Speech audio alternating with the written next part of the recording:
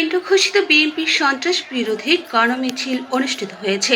মঙ্গলবার ৩ সেপ্টেম্বর দুপুর ৩টায় চরফ্যাশন সদর রোডে অবস্থিত বিএনপি কার্যালয়ের সামনে থেকে শুরু হয়। পৌর শহর প্রদক্ষিণ করে গণমিছিলটি বিএনপি কার্যালয়ে গিয়ে শেষ হয়। এ সময় বক্তারা বলেন, আওয়ামী লীগ সরকারের দুঃশাসন গোটা বাংলাদেশকে একটা কারাগারে রূপান্তর করছিল। স্বৈরাচার হাসিনা সরকার ক্ষমতায় এসে লুটপাট, গুম, খুন, নির্যাতন মামলা দিয়ে হয়রানি সহ বিভিন্ন অপকর্মে লিপ্ত হয়ে পড়ে। দীর্ঘ ১.৫ যুগ বিনা ভোটে নির্বাচিত আওয়ামী লীগ সরকার ক্ষমতাকে একনায়কতন্ত্রের রূপ দিয়েছেন। দেশটাকে লুটপাট করে দেউলিয়া করেছে।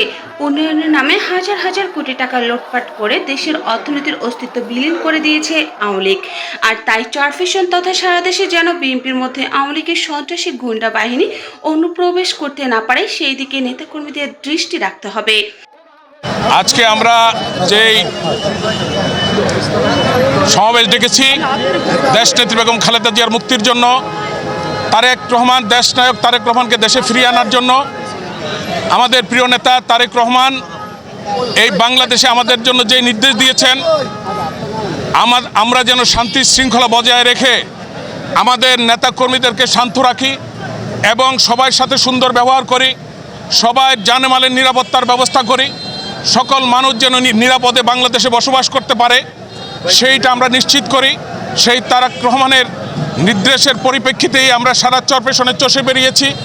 আজকে সারা বাংলাদেশের ন্যায় চরফ্যাশনের বিভিন্ন ইউনিয়নে বিভিন্ন ওয়ার্ডে ওয়ার্ডে ঘুরে আমরা দেশনায়ক তারেক রহমান যে নির্দেশ দিয়েছেন সেই নির্দেশ পালন করে আজকে আমরা এই চরফ্যাশনে জনসভা আমরা করেছি।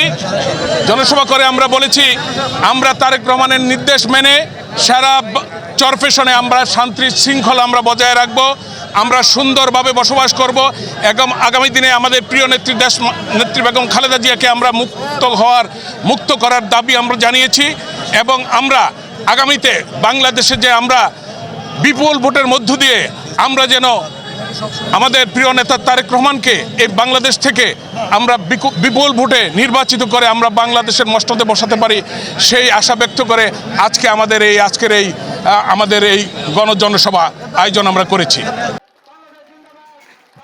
সমাবেশে বক্তব্য রাখেন উপজেলা স্বেচ্ছাসেবক দল সাবেক সভাপতি শাহাদাত হোসেন মীর সায়েদ ও সাবেক যুবদল সভাপতি আশরাফুল রহমান দীপু ফরাজি, উপজেলা বিএনপি দপ্তর সম্পাদক রফিক আসলামী, উপজেলা স্বেচ্ছাসেবক দল সাবেক সভাপতি শাহাদাত হোসেন মীর সায়েদ ও শশীভূষণ থানা বিএনপির সভাপতি এবি সিদ্দিক।